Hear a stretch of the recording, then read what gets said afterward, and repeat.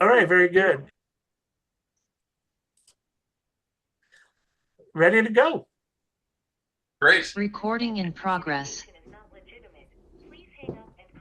Welcome all. We're happy you're here. Thanks for joining us this evening. I'm David Munson. Sid Clark and I are the hosts this evening. David, can you hold on 1 second? Just Yeah. if everybody could mute, um, because we're getting feedback, that would be great. Thank you.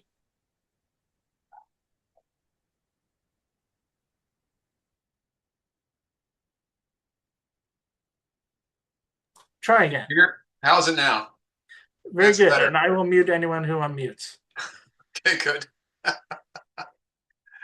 So Sid and I are both members of the California State Strong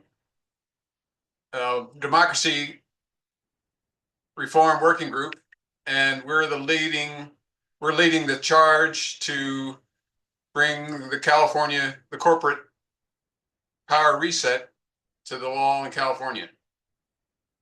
Sid, would you like to say anything? Say hello?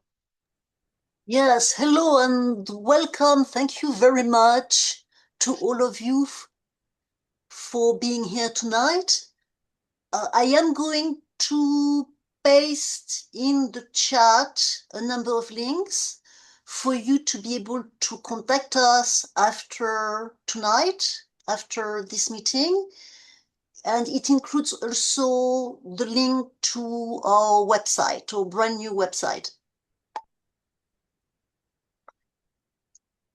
I will do that just now. Okay. If any of you are as frustrated as I am about what Citizens United has done to every local, statewide, and national political campaign, you're going to be excited tonight to hear that there's a way to fight it. It's called the Corporate Power Reset. I can't say that. Corporate Power Reset Plan. It's also well known as the Montana Plan. Tom Moore is here tonight the author and developer of the plan, to tell us what it is and how it works. After Tom speaks, Assembly Member Chris Rogers, the author of the bill which introduced the plan to the California legislature, will tell us what to expect next. Tom Moore is a senior fellow for democracy and government at the Center for American Progress. In a past life, he served as senior counsel and chief of staff to former Federal Election Commission Chair Alan Weitraub. He's also served as a city council member in Rockville, Maryland, and as chair of the Common Cause Maryland Board. He's a graduate of Davidson College and the Georgetown University Law Center. He lives in Washington, D.C. with his lovely wife, Amy. Tom, you have the floor. All right, thank you so much, David. I really appreciate it. And thanks for everybody for coming out tonight and engaging on this. This is a pretty exciting development, and it is moving in a lot of different states. And it moved in California this year, and passed into law in Hawaii. Will pass into law in Montana later this fall. And I expect it to be before 30 different legislatures this coming year. But having it move in California is huge, and it would be amazing if it passed. It's in the hands of an excellent author who did a great job with it this time, and I'm delighted that it's being brought forward so well in California. What it is instead of regulating corporations, instead of saying, you can't do this, we ban you from this, we're restricting you from this, all of that was shut down by the Supreme Court and Citizens United. What this does is goes back to kind of the fundamental powers that a corporation has, that a state has in relation to the corporations that it creates. Corporations are all created by state law. Corporations get all of their powers from the states. The power to own property, the power to sign contracts, the power to buy other companies, the power to spend in politics is a power that the state gives to the corporations that it creates or corporations that operate within the state. And ever since the 1800s, states have reserved the authority to change up those powers at any time. And there's a bit of the provision in every state's law that says uh, we can change your powers at any time or get rid of you altogether. And it affects every existing corporation as well as every new corporation. It doesn't matter. And there's another bit of almost every state's law that says no out-of-state corporation can exercise any power in this state that a domestic corporation can't exercise. So this year, AB 1984 was authored by Assemblymember Chris Rogers, and it basically just shortened up the list of powers that California extended to the corporations that operate within California. And it says, look, you can have every power you need to run your business and do everything that you need, no matter what kind of business you're in, whether you're a for-profit corporation or a nonprofit or a LLC or a union or a chamber of commerce, whatever it is. Have that. You've got all the powers you need to do that. But we're no longer extending you the power to spend in our politics. And that means to spend in our elections and to spend in our ballot issues. And that's the move. That's the entire move. It is a power that's been sitting in state law for over a century. It was actually written into California's constitution before California was a state, that California would keep the authority to do this to any of the corporations that it creates. And the reason they did that is because in the 1800s, the corporations were brand new. And there were these things that were going to accumulate all this capital and live forever and do all these big things. And the legislators and the people who are creating them said, like, wait a minute, this is new, and these could be incredibly powerful, and they might get more powerful than we want. We should be able to pull them back, fix them up the way we want them to so they can serve our needs and put them back out there. And that is what is sitting in the California Constitution and in California statutory laws. There's, in some ways, I could give you lots of details on it, but that's the whole move. It affects every kind of corporation, every kind of entity that gets any kind of privileges from the government, from the state. It affects ballot issues, and it affects all levels of elections. And it's kind of a counterintuitive thing, but if you think about, corporations get every one of their powers from the state. They get their power to spend in local elections from the state. They get their power to spend in state elections from the state. They get their power to spend in federal elections from the state. It's one of the very few areas of law where making a change at the state level can affect what happens at the federal level. There is no federal law that creates corporations that enables a state-created corporation to spend at the federal level. There are restrictions, in the Federal Election Campaign Act that the FEC administers, but those don't empower corporations to do anything. They just tell corporations what they can't do. That's a very different thing. This distinction between powers and rights, it seems like it seems like it can be kind of academic and maybe just like it's just different words for the same thing, but it's not. And the best way I've figured out how to illustrate this is none of us have the power to fly. I mean flap our arms and fly. Our creators did not give us that power. Birds, bats, pterodactyls, their creator did give them that power. They are defined as entities that have the capacity, the power to fly. We do not have that capacity. Excuse me. If the Supreme Court came to us tomorrow and said, hey, good news, everybody, you have a constitutional right to fly, nobody would be well advised to go to the roof and give it a shot, because whatever a court says about your right to do something, or whether you have the right or don't have the right, or whatever they say about your right to do something, doesn't change the underlying reality that you don't have the capacity to do it. And that's the difference between powers and rights. If the state, which is the creator of the corporation, says, hey, you don't have the capacity to spend in politics anymore, then whatever a court, even the US Supreme Court, says about their right to spend in politics, they're defined as entities that cannot do it anymore. And whatever a court says, it doesn't change that fundamental definition that the state has changed. So that's it. That's the move. It is, again, it is passed in Hawaii. It will probably pass in Montana. Hopefully, it'll be in a bunch of other state legislatures this next year, including California, which I'm very excited about. There's been a federal lawsuit filed against it in Hawaii. It's in Hawaii Federal District Court. The briefings are getting together.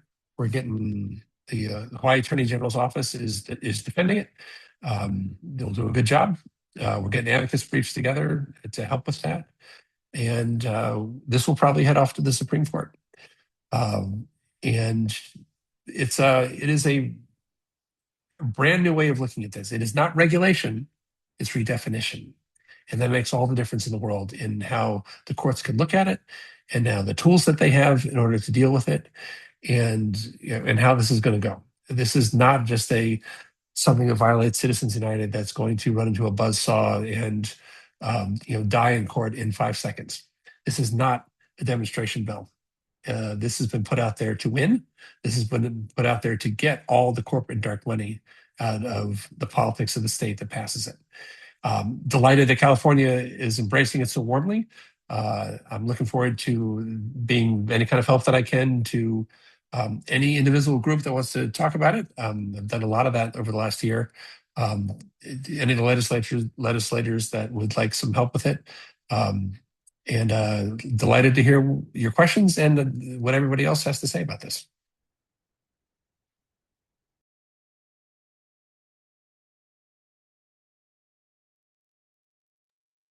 And I guess I will pass it off Thank you, to Tom. all right.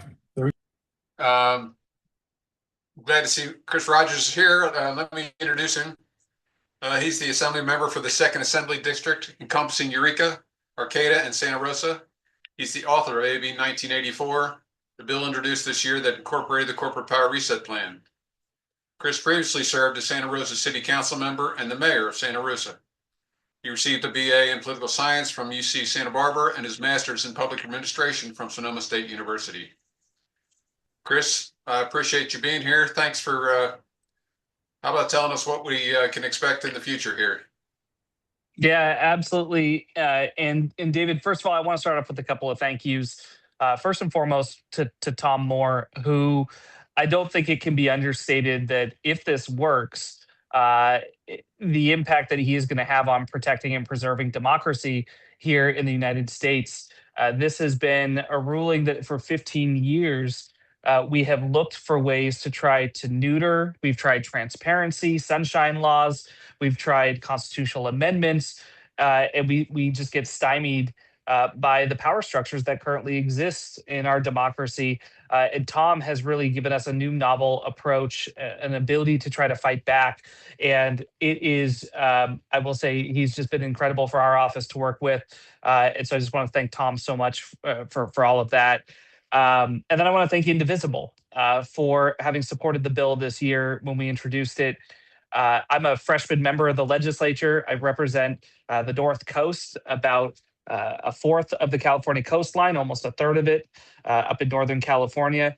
And coming into the state with an opportunity to make some progress and to do some good things, one of the things that we really wanted to do on our team was to fight back and to make sure that we were making sure that democracy stayed accessible to everybody, not just to billionaires, not just to corporations.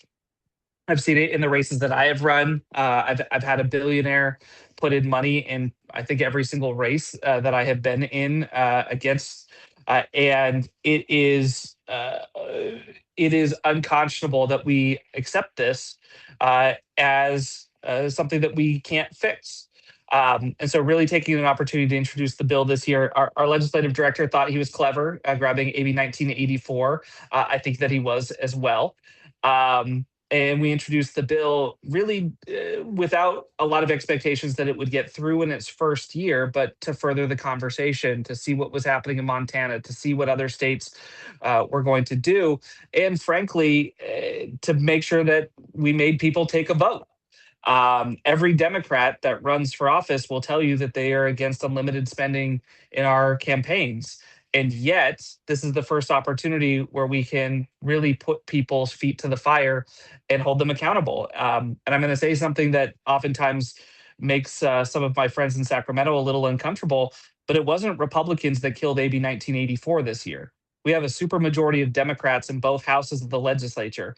It was the existing power structures that pushed back because change is difficult. And there's so many people who are invested in keeping the system the way that it is that even though we recognize, I think everybody recognizes the detrimental impact that unlimited spending is having on our democracy, it's still protected in the halls in Sacramento and in the halls in DC. Uh, I will take the chair at his word that his biggest concern was not necessarily with neutering Citizens United, but really making sure that we didn't accidentally touch other powers that corporations have and open up an even bigger can of worms. That's at least the reason that he held the bill in the Banking and Finance Committee this year. Next year, we will have a different chair to that committee. So it's an assembly member from Orange County who it looks like is going to be elected to the state Senate, who is currently the chair, named Avelino Valencia. He held the bill this year. We will have a new chair. We are pushing the speaker to try to make sure that a woman named Pilar Chavo, shout out if any of you are Pilar's constituents, she was an absolute rock star in our committee hearing on AB 1984. She is considered one of the swing districts. She is considered a targeted member, and she went to the mat defending why we need to overturn Citizens United, why we need to do this corporate reset. She was fantastic in that committee hearing. And I think if any of you are represented by her, drop her a note and thank her so much for her political courage and being somebody who not only supported the bill, but fought for the bill. But we also did have other members of the committee who fought against the bill, who were very concerned that because this doesn't apply to billionaires, that they actually think that this is a good thing to allow corporations to be able to spend unlimited amounts of money for candidates. So we do intend to reintroduce the bill. We are also looking at a dual track process where we'd have a piece of legislation working its way through, as well as potentially a ballot measure to bring to the public in the next year or two. And we're exploring that option as well. I think we introduced the bill this year and really started working with Tom and Center for American Progress. And it got some attention, not a lot of attention, but some. And I think that actually after Hawaii passed the bill, I've heard from so many of my colleagues who are actually very much interested in us continuing to pursue this now that they've seen that other states have stepped out as well. So with that, I'll go ahead and pause. Happy to answer any questions that folks have. I've got Scott Alonso on the call as well. Scott is our district director, but he also handled the bill this year. It's a personal issue of his to work on good government reforms and in particular campaign reforms, and he did a fantastic job. And he'd be the person who we continue to lean on next year as we push forward another bill. Great, thank you, Ms. Chris. I appreciate that. So now we're having Q&A. I guess the easiest way to do that is to have questions put in the chat, and hopefully we can tell who they're addressed to. You please tell us who you're addressing the questions to, and we'll let Tom and Chris answer them as they come up, or what they see. So one question that's there multiple times is like, all right, so what happens when the Supreme Court just flips this? They're not going to like it. They are not going to like this. That is absolutely true. There is a difference with the way this goes about doing its business. This is not a campaign finance regulation. It's not a regulation at all. Regulations are a certain power that the state holds, where it's like, these are regulations like take away your rights. They limit your ability to do things. So, don't kill people, don't steal, don't drive 150 miles an hour in a school zone. These are all regulations. The state government just taking away our God-given rights. When you go too far on that, the court will say like, no, you've infringed constitutional rights in a way that they cannot be infringed, they can't be regulated, they can't be subtracted from. So we're going to say you can't you can't enforce that law anymore, and that's what happens when a court flips a regulation. This is another power that the state holds, though. It's this constitutive power. It's a creation power, and the state doesn't have to create corporations at all. They're totally optional. And if the state didn't have a corporation section in its law, there would be no corporations in California. And if you've got some regulation that the court doesn't like, and the court says like, no, that one's unconstitutional, you can't enforce that, then it's just like it never existed. It just goes away. But if you're on the power granting side and the state grants these powers but doesn't grant this political spending power, the court cannot order, even the US Supreme Court cannot order the state to grant that power. Courts hold erasers, more or less, not pens. Only the legislature can add to the list of powers that the state gives to its corporations. There are, basically, the Supreme Court's not going to like this, but they are not going. My view is that they're not going to like the consequences of overturning it even more. And the way I've visualized this is, this AB 1984 or the successor bill is a spider, and we're never going to convince the Supreme Court that they're going to enjoy eating the spider, but they will eat that spider if the alternative to that is drinking a glass of battery acid. The spider's unpleasant, goes right down, but the battery acid is a systemic destruction of everything the court's been trying to do for the last 20 years. They are really big on federalism. They are really big on the corporate world being stable.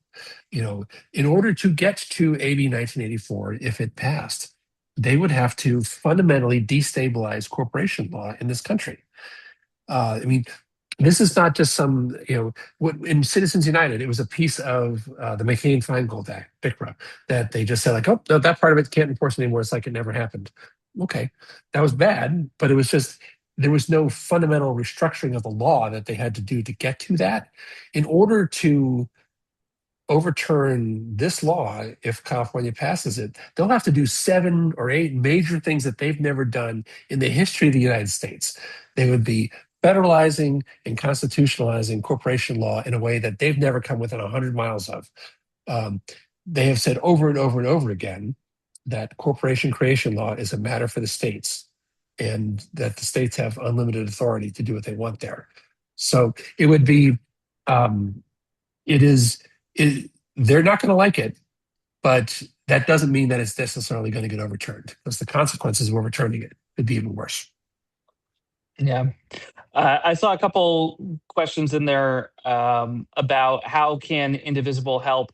I'm going to start by giving the flowers. The folks who supported the bill this time around, the supporters, the co-authors, the principal co-authors were Ash Kalra, Mike McGuire, Don Addis, Damon Connolly, Sade El Hawari, Robert Garcia, John Harbidian, Corey Jackson, Alex Lee, Pilar Chabot, Jerry McNerney, and Sasha Perez. And so I'm going to start with, if you are represented by one of those members, it is really helpful to drop them a thank you. As I said, this was not a popular thing in Sacramento. It goes right at power dynamics, and in particular, the way that people stay in power. And these folks were willing to step out and say that the whole system is broken. And even though that we all in elected office have benefited from getting there in some way or another, that we need to change it. And so they should be thanked for that. If you are represented by folks who were not on that list, then yes, absolutely contact them and let them know that you want them to be a supporter of this bill when it comes back next year. There was a question about if it would have the same bill number. It will not. So bills are given a number as they're introduced. In 1984, that's because it was the second year of our legislative cycle. Next year, the cycle starts over again, which means bills will start from 1 and work their way up. Presumably, we won't have almost 2,000 bills introduced before we introduce this again. So we'll have a different bill number. But the concept, the theory, and frankly, our starting point in the language will be the same as where we left it at the end of last year. And we'll make sure we get that number to Indivisible as soon as we have it. Yeah, this passing in Hawaii, going through the legislature, Indivisible was a huge part of that. I heard over and over again from the Senate sponsors and the House sponsors that there were all these stages in the process. You got to go through these committee hearings, and it has to cross over, then more hearings, then it's got to go to a conference committee. Every stage of that process, it was the pressure from the community that made it really hard for people to stand in its way. A lot of people didn't like it. A lot of people did not want it to move. But at a certain point, it got enough momentum that it was one of the sponsors described it to me as a runaway freight train that nobody wanted to step in front of. The speed of that train had been created by the pressure of Indivisible members and others who were making a lot of noise for it and really being very, very vocal with their lawmakers. At the end of the day, every senator and all but one member of the House voted for it. It was almost unanimous and totally bipartisan.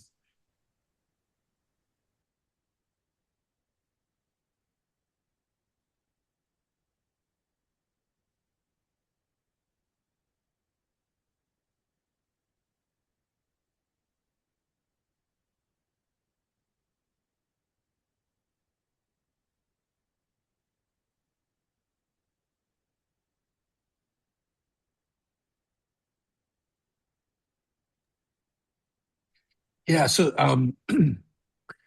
Joel Ellenwood says California Corporations Code now explicitly says corporations have all the same rights as natural persons. That law can be amended to distinguish between corporations and natural persons. And that's actually the exact piece of law that AB 1984 and its successor bill changed. It doesn't say that they have the same rights. It says that they have the same powers. And there is that difference between the two. But it is, absolutely foundational to corporation law that the state has the authority to change that up.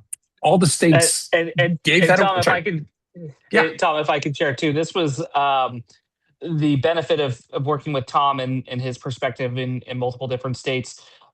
When we first introduced this bill, we introduced it to basically say that we eliminated all corporate powers, all of them. Political parties wouldn't have been able to participate. We wrote it very broadly, and Tom has done an incredible job of helping us to craft it in a way where, as I mentioned with the chair of the banking committee, where they started to feel much more comfortable that we weren't going to have unintended consequences in the writing of it, and that it would only apply to elections. But it is certainly something where state by state, introducing model legislation is great, but it's going to have to be tailored to each individual state and pass on that level.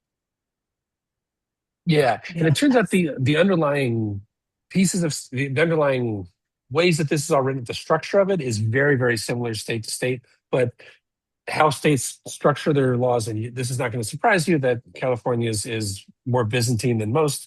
There will be differences in the way that these bills are structured, but the same basic move works in every state.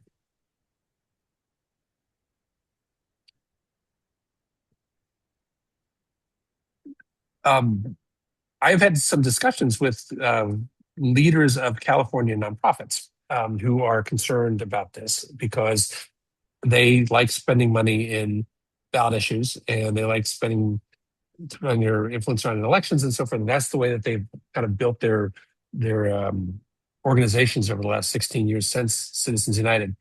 And there are a couple things in that that they have identified, which could be not exactly changes to the bill, but clarifications that could be useful. Things like if you're a union or a nonprofit that can't spend any money in politics anymore, you're not empowered to do it anymore.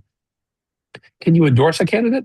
Like if three of nonprofit leaders sit around a table on the nonprofit's dime trying to figure out if they want to endorse somebody, is that spending money in politics? It's like, no, it's not. But it does not hurt to have that kind of thing clarified in a bill. So there is a kind of iterative process on this. The main move is going to stay the same. There might be clarifications in upcoming versions of the bill, and that is part of the really useful discussions that I've had and others have had with folks in the nonprofit community. There's two questions here. One is about whether or not postcards should be targeted first and foremost at members of the committee. I actually think, given that when we introduce the bill, we need to build some momentum on it. I think uh, the folks who receive the card should be encouraged to sign on as co-authors on the bill. And then once we have a date for what that committee hearing will be, and making sure that it's still the Banking and Finance Committee, which it should be, then we could have a list of who those committee members are to do direct outreach to. But I think, especially in the beginning, having more co-authors really shows that the bill has legs and has more momentum. It makes it a lot harder for the committee then to shelve the bill. And then the second question was about unions. And Tom, I'll let you kind of explain how unions would be able to spend money even if this passes, and the way that that impacts things. I will note that we did have some union support on the bill this year. We had the California Nurses Association that jumped in support of the bill. And so I think that you are seeing, especially after this last election season in California, tech money starting to completely dominate labor. The amount that they were able to spend in the gubernatorial race, the amount that they were able to spend in some of our legislative races and congressional races, you still see it. You've got the Grow California PAC that is spending. I think they're aiming to spend $100 billion in the November election. Labor may have been more resistant to changing how we do things, except now they're outgunned, to be very frank. But Tom, I don't know if you wanted to jump in on that. Yeah, one of the things about this approach is it does affect everybody, and unions are either 501c4 nonprofit corporations or unincorporated associations, however they do it. They're all covered, and that is that would represent, if this were to pass in California, it would be a major change in the way that unions do business. But it would basically just take them back to the day before Citizens United was decided, more or less.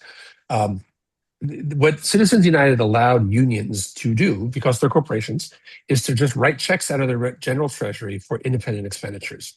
That could no longer be banned after Citizens United.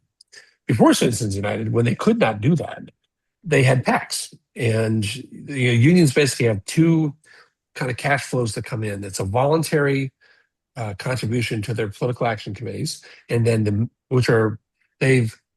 you have to ask people for that, and it's you can't make them do that. You can't force them to do it. You can't kick them out of the union if they don't do it. So that's all voluntary. And then there's the mandatory dues, and this is what you do have to pay if you are part of the union.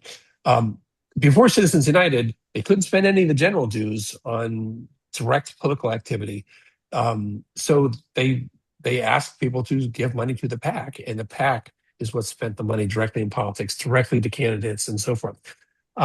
They would just go back to that. Everybody else has to go back to that as well. Business corporations, any other kind of group that's out there, any kind of nonprofit group, any kind of dark money group would be out of it altogether. The great thing about PACs, they get kind of a bad name in the system, but the great thing about them is that they do have to disclose all their donors, and they do have to disclose where all the money goes. They are actually, they are things that the state has a lot of rules about, that they've actually got to provide a lot of transparency to voters about where the money's coming and where it's coming from and where it's going. So if I were a union leader, I would not be a super big fan of this reform. This will cause, in the short term, major disruptions in how unions raise and spend money in politics. Once things settle out, once you get a new equilibrium, I think it will actually benefit groups like labor, because the class of people that they can go to solicit for the PAC is huge. It's all their members. It's all the families of their members. The ceiling for what they can raise through their PAC is very, very, very high. Where for business corporations, it's actually much lower. The group of people that they can go after to give to the PAC is much smaller. So any kind of membership-based organization, whether it's the Sierra Club or Clean Elections California, there will be an advantage there, because if you've got a lot of members, then you've got a lot of capacity to raise money into your PAC. And if you're the voters who are looking at all this, you are better off, because all the money that is being raised and spent is going through PACs and committees and so forth, and it's all disclosed. If Assemblymember Rogers' bill passes into law, every dollar in California's politics will be from a person, every dollar will be disclosed, and every dollar will be voluntary. And that doesn't fix every issue that we've got in the system. Billionaires will still be able to throw their money around. That's a separate constitutional issue. We can only do one miracle at a time. But it is much, much, much better than the system that we have right now. I do feel for, I do hear the concerns of nonprofits that say, like, you're tearing up the way we do our business. It's like, yeah, we have to. The way everybody adapted really well to this rotten system that the Supreme Court created through its decisions in Citizens United and a few other decisions. But it has been corroding our politics ever since then, and everybody's got to get out of that business, even if you agree with the message of the group that's raising and spending the money that way.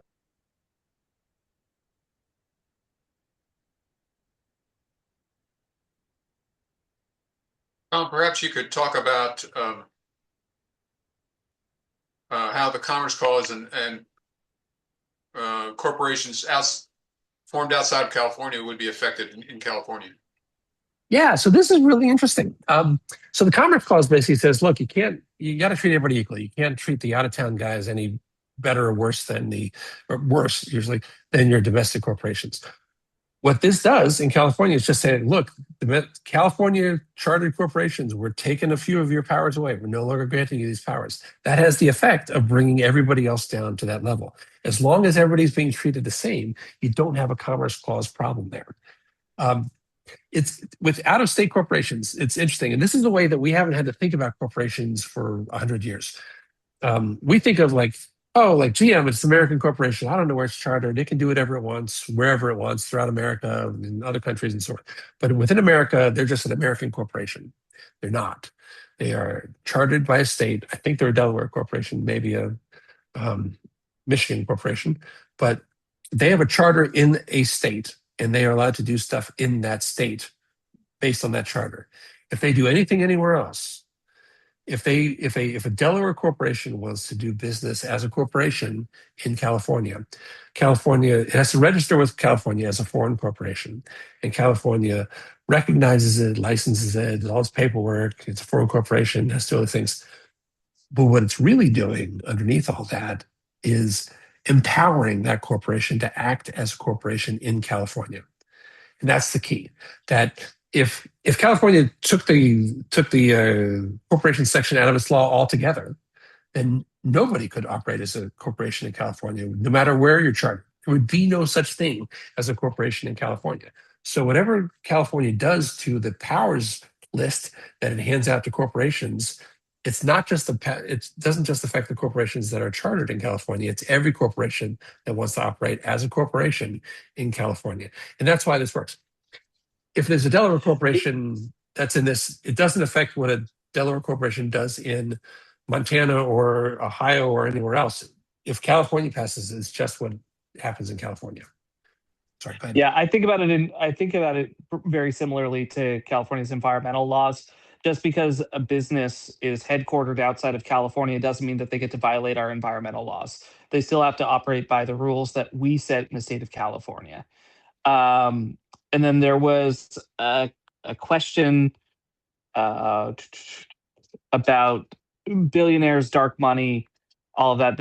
Isn't this just a piece of it? It is just a piece of it, but it is worth noting that if you look at how billionaires have spent their money, the vast, vast, vast majority of it is actually out of things that would be prohibited under this bill. So a really great example is that Elon Musk, most of the spending that he has done in elections has actually come from his family LLC, from his family trust. That would not be allowed under this bill. It would have to be liquidated assets that he had to be able to spend, not through a 501c4 or other dark money group. One example that the press picked up on was that there was a PAC that was related to women who were pro-choice in swing states, and they didn't know who was funding it until after the election when the disclosures came out, and it turns out it was Elon Musk. That would not be allowed under this bill.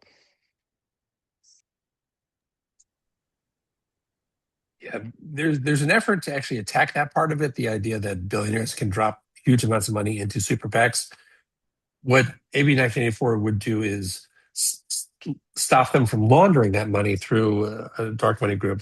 And basically, like, okay, at the moment, they'll still be able to spend that money, but they won't be able to do it without putting their name attached to it. So, which is a good bit better than what we have right now.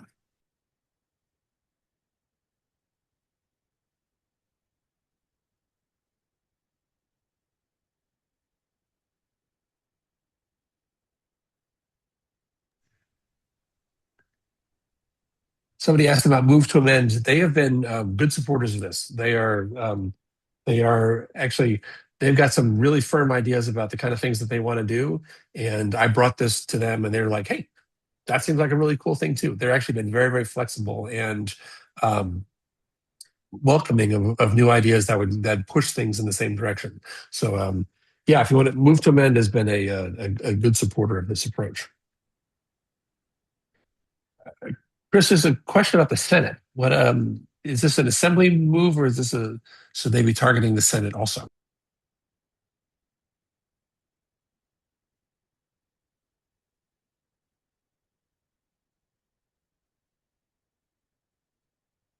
Did they get in, Tom? I'm sorry. Sorry, there we go. There we go. Yeah, so can you hear me, Tom? Yeah, so the Senate should be targeted also for co-authors. Somebody asked in the chat about SJR 18. That's a resolution. It doesn't have the binding effect of law, but it is something to further the conversation and to start to talk even more about this. It is joint authored between me and Senator Jerry McNerney, and that should be up here in August. I don't anticipate that it'll lead to much. I think that there needs to be external pressure next year as well, but it certainly will help us to continue to further that conversation about what's possible and that there's a new path that California is going to be looking at.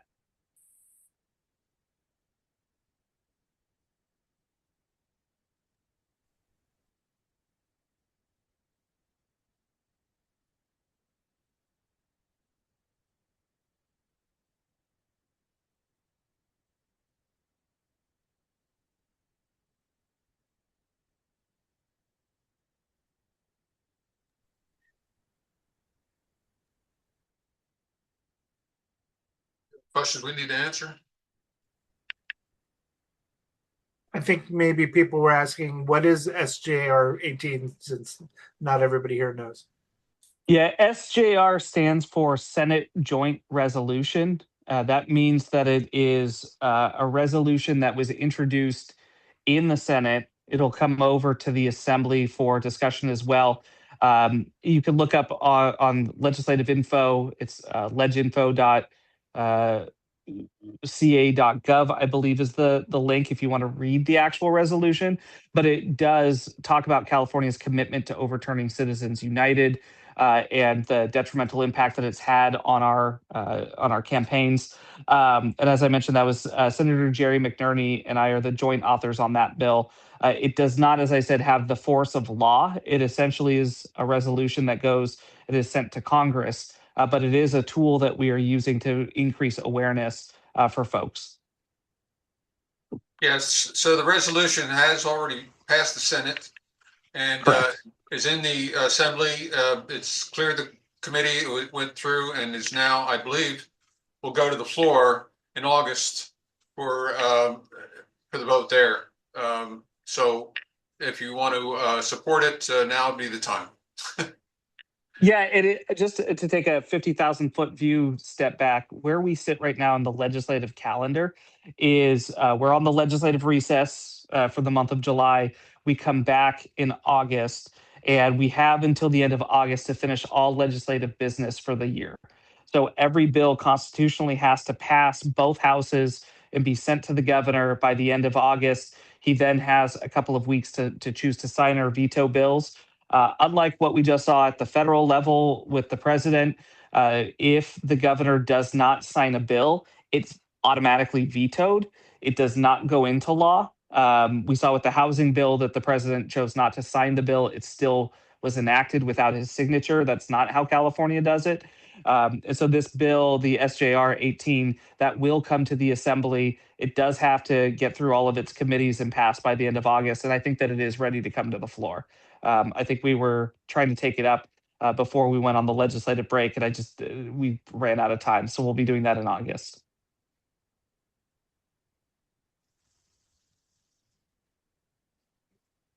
Yeah, there's a link in the chat to hopefully,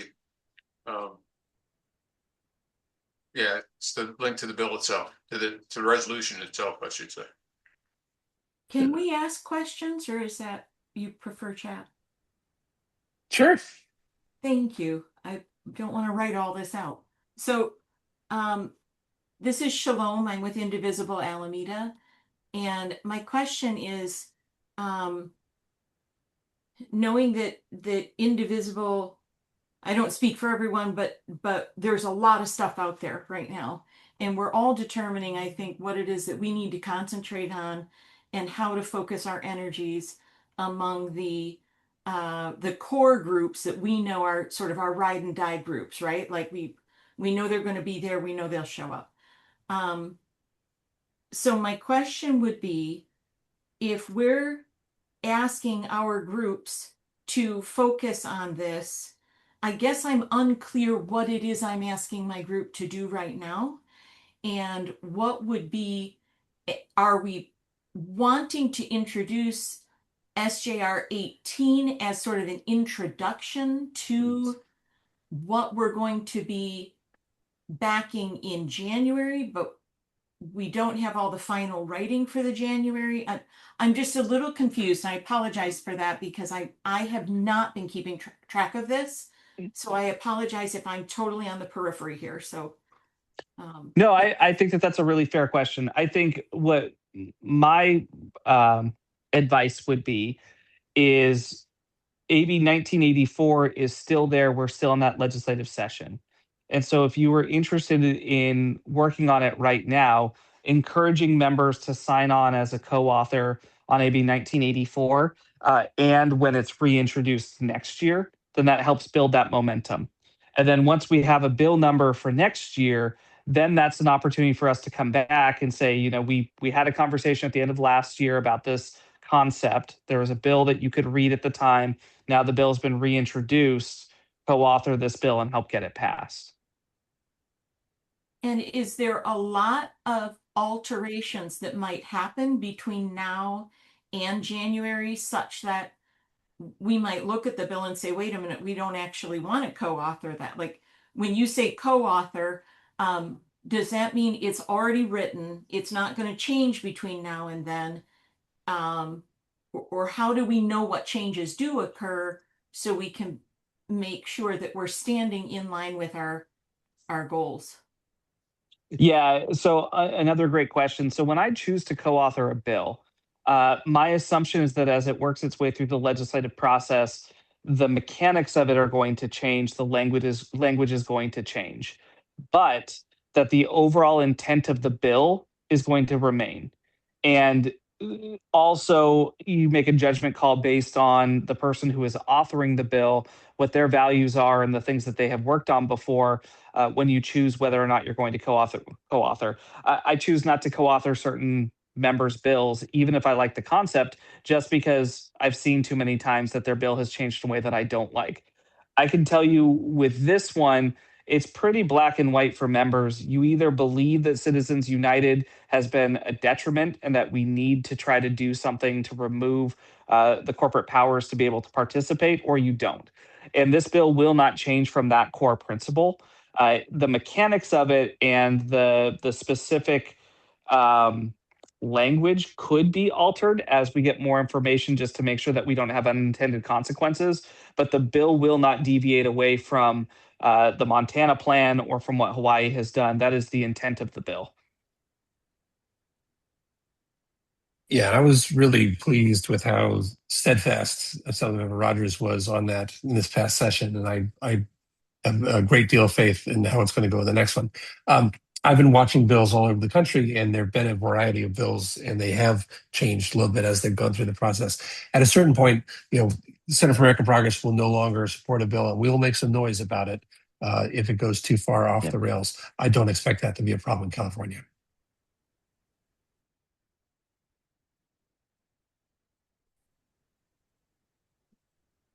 So David and Sid, do you want to wrap it up or ask if we can extend time with Chris and Tom and take some of the other questions? Yeah. Did you see my question, Tom? Going through it, I'll answer any question. I mean, we've got some hands up too. John, Jenny, and Shirley have their hands up. Yeah. David, do you want to maybe just call on people, let them ask it out loud, or because I think they're eager to. Sure. Shirley? Yes, I have a question. I know that California Clean Money, League of Women Voters, and Common Cause are not supporting this bill as it's currently written without amendments. I guess you're aware of that too. And they don't feel that SCOTUS is going to uphold that in any state. We don't have a good SCOTUS right now. So I'm just wondering, I know you said that some of these people like dark money, but I think it wasn't so much the issue of dark money as it was that the groups, the nonprofits and the unions cannot work together anymore with this legislation in place. Well, that is correct. And the way that they want them to work together is by spending dark money and ballot issues. And, there's an argument to be made for that. I disagree with it. I think that even when it's groups that I desperately agree with, that if they're spending dark money in elections to try to influence voters' decisions about their laws, that's corrosive and is a bad thing. And if I can give you, if I can just give you a quick example, like we're trying to work on Proposition 4 right now with Clean Money, trying to get fair elections and get publicly funded elections. We could not talk to one another in groups if this law were in place. You can absolutely talk to each other. You cannot take out ads. You cannot throw millions of dollars into ad campaigns to get people to vote one way or the other. That's the only restriction. Any group can endorse any ballot issue. They can tell their members what they think about the ballot issue. They can put it on their website that they endorse the ballot issue. They cannot, under this approach, spend a lot of money telling voters how to vote on it one way or the other. Any group that does that should be a political committee that discloses its donors so that voters know who is telling them who to vote yes or no on a ballot issue. And any C3 or C4 that's out there that wants to spend a lot of money on a ballot issue can form a political action committee or a ballot issue committee, raise money for that, and then that group can spend it. That money will be disclosed to the voters so that they know who is trying to get them to vote yes or no. It is not the way that nonprofits have done it in California or anywhere else the last 16 years. And it would be a change in the way they do business. But it's not good for anybody to spend dark money on this kind of thing. And B, progressives are getting their tails kicked on this kind of thing. It's just like, if you think that, you look at the numbers like on I guess it was the Uber ballot issue in California, like business groups outspent the other side like 10 to 1. I mean, it was just like the numbers are crazy. It's like this is not a system that benefits the objectives of the groups that are arguing to keep spending dark money in these elections. And I will also say that Common Cause Hawaii did endorse it. Common Cause Maryland did endorse the bill in Maryland. This is something that this is not a there's a certain part of the progressive nonprofit community in California has decided they do not want this, but that has not been the case in every state, and it's not the case with every group.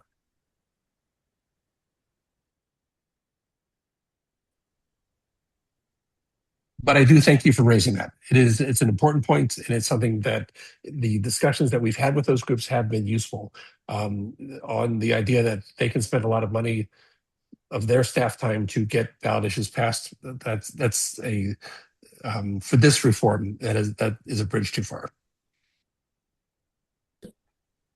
Jenny, do you want to ask a question? Yeah. First, I wanted to say that I'm in Tracy, California, and our Indivisible group is putting together a campaign where we're going to partner with other Indivisible groups. That's our goal, in hopes to encourage all the groups to, send in postcards and letters and calls and meetings and whatever they can do. So if anybody's interested in hearing more about that from us, please contact me.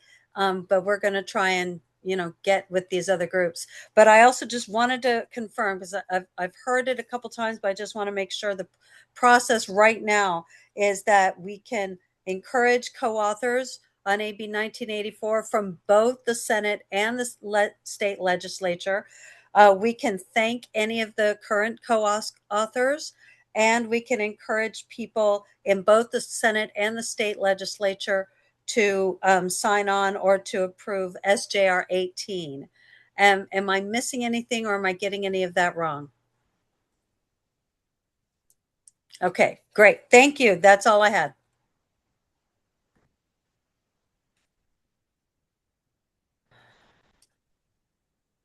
John, do you want to ask a question? Sure. I'm from across the freeway from Jenny in Manteca, California. And guys, make it easy for us.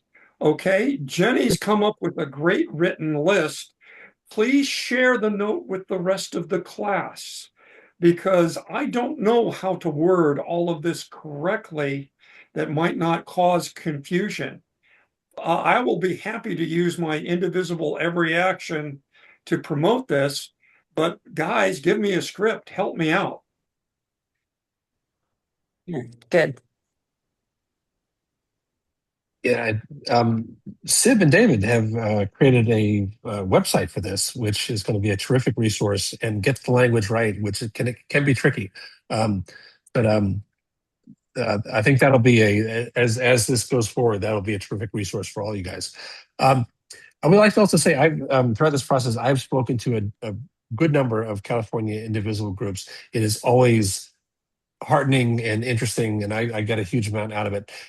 If any of your individual groups, if you'd like to have an event, like this, where this gets explained to your folks, I am always happy to do this. So please put me on your dance card if you're interested. Yeah, Sib and I would also be willing to help coordinate that with Tom and with other groups. So if you could do it, say, regionally instead of every individual group asking for Tom's time, that we try and do a group, a regional group to have Tom talk to, that would be helpful, I think. And like I said, Sib and I would be happy to help coordinate that. And we'll also work on the script.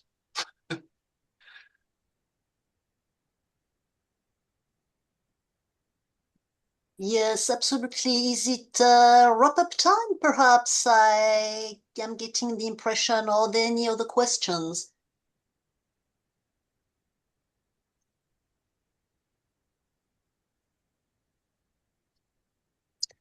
There's one question about passing in other states, and this is a little different from other reforms, and this is kind of one of the more powerful things about it.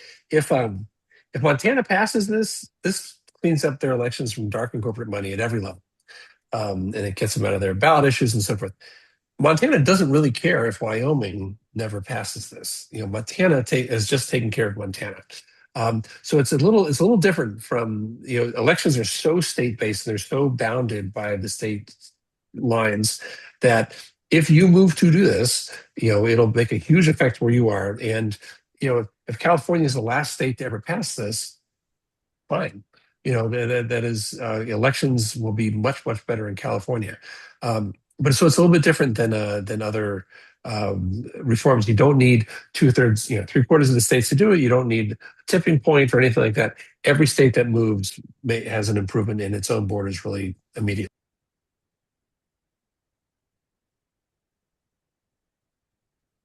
I think Chris has to leave. I might have accidentally removed his spotlight. I will try and find you, Chris, and put you back. But did you want to say anything before you leave? Yeah, no, just another huge thank you to Tom and thank you to Indivisible for working with us on it. It is a phenomenally complicated issue, but the impact is not. And I think over the last 15 years, we have seen what the impact of unfettered spending in elections is. I think even doing something complicated like this is worth the effort. And it can't be done by one legislator and it can't be done by one state. We can make it better in California, but really, if we're going to solve the problem, this needs to build momentum. Hawaii is the first to do it. Montana is going to do it, I'm sure, this November. And then I think other states are going to follow, and that momentum is going to build. And I just want to say thank you so much for all of the help. Thank you to Scott for working on it. But really, really just a huge thank you to Tom, who is leading the charge across the United States. And thanks for having me tonight. We really appreciate you coming and speaking to us, Assembly Rogers. Appreciate it.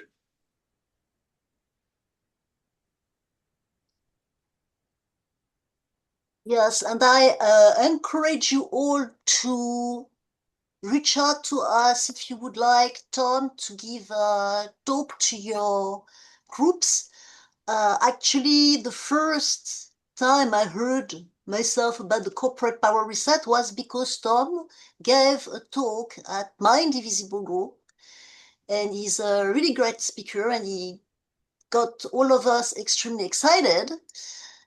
So that is a great way of encouraging people, and especially in these days where we are surrounded by bad news and we are always on the defensive, it's good to be on the offensive on something, even though it's obviously things like a more long-term thing perhaps than the issues we are currently dealing with. It is a really important thing, I feel personally. And so, yes, go ahead. We do have one comment that David Green wanted to talk about before we hang up. Okay. That'd be great. Thank you. And I have no idea if anyone can see me, but anyway, you can hear me at least. So yes, this was brought to you by the newly formed Indivisible Network of California. So thanks to everyone on our team who helped put this on. It'll be on our YouTube channel in a day or two. And also you may have seen that we are now in the process of doing nominations and elections. So if you'd like to join the team or have someone thinks might want to be on the team, we're taking nominations through Wednesday, August 5th. So thanks everyone, and thanks Tom and David and Sib and Danessa. So yes, thanks Tom. We really appreciate you being here and what everything you've already done to make this happen and work. Yes, very much so. Thank you so much. It is my pleasure. You guys are great. It is always a pleasure to work with Indivisible, and we can do some great things in California. So thank you. So I want again to point you to the website. We have there all sorts of different things, including background information about the strategy. We're going to try and keep up to date with what's going on both nationally and within California. And also we have a what to do page on that you can direct people to. And of course, there is a sign-up form to get updates both for yourselves and for the members of your local groups.